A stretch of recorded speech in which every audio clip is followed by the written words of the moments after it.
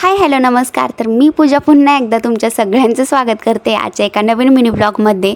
तर चला त्याची सुरुवात ना मस्त असतात. इथं कार्यक्रमाला जायचं होतं, यामुळे नटून खटूनच केली आम्ही मायलेकींनी.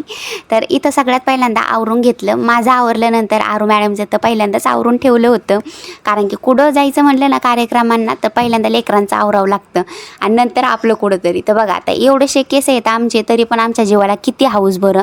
तर त्याचीच एवढासा छोटासा असा झिंबू आता येत नव्हता तरी बळबळ घातला आम्ही आणि मग काहीतरी असे नखरे चालू होते, कारण की स्वतःच कुठंतरी त्याला वाटत होतं मी खूपच छान दिसते असं काहीतरी.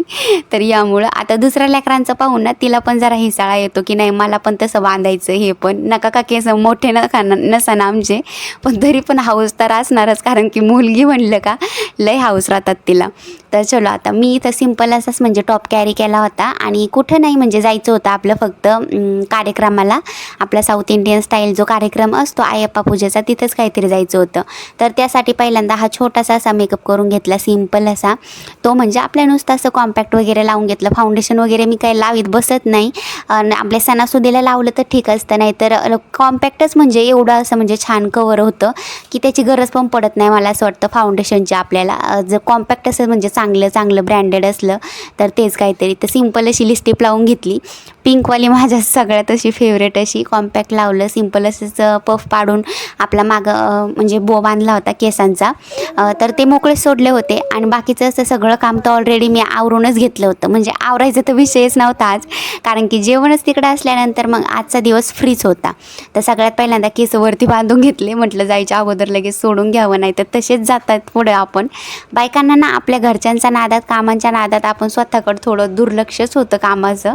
तर यामुळं यामध्ये कुठंतरी टायमावर आवरायचं लई हे असतं म्हणजे स्ट्रगल आपल्याला.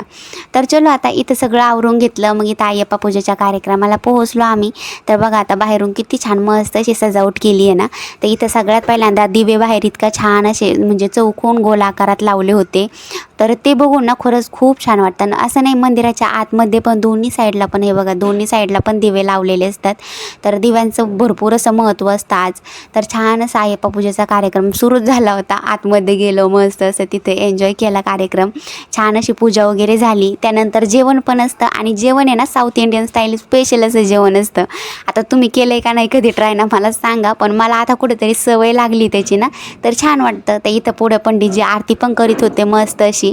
तर ते पाहून ना छान वाटलं मस्त असं. आणि हे फौजींसोबत राहिलं असे चला नवीन काहीतरी बघायला भेटते, नवीन काहीतरी टेस्ट पण करायला भेटतात. तर ते बघून कुठंतरी छान वाटतं. आणि इथं चोरून मी थोडासा असा व्हिडिओ घेतला, कारण की मंदिरामध्ये व्हिडिओ काढायला बरोबर वाटत नाही.